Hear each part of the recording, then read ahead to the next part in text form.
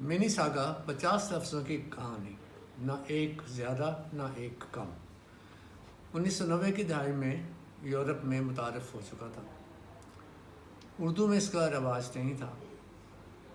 मकसद ये सादा लफ्ज़ों में कि मैं इसका पायनियर नहीं हूँ मिनी सागा का, लेकिन इंग्लिश से उर्दू में लाने के लिए ये काम मैंने ज़रूर किया है।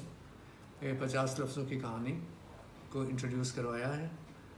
वो इस किताब में तीन कहानियाँ इस तरह की मैंने लिखी हुई हैं मिनी सागा, तो उसमें से एक आपको बता देता हूँ।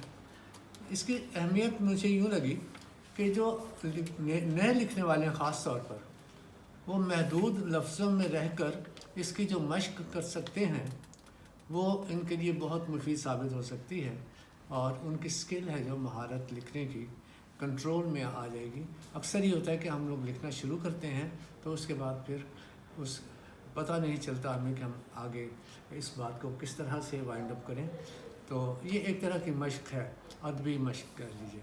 तो वो कहानी मैं आपको एक सुनाता हूँ जिसका नाम है इंतखाब।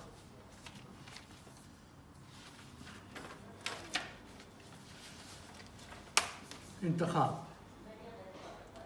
उसे पढ़ने की शदीद तहरीक हुई। टॉल्स्टॉय, सैगान, विल ड्यूरेंट मेज़ पर और बच्चा बिस्तर पर। बेगम बीमार माँ के घर ले जाने को तैयार। बच्चा उसके पास आने की जल्दी में गिरकर ज़ख्मी हुआ। तीनों कामों में से एक मुंतखब करना था। हाँ, यकीनन फौरी तकलीफ़ का हल। शुक्रिया।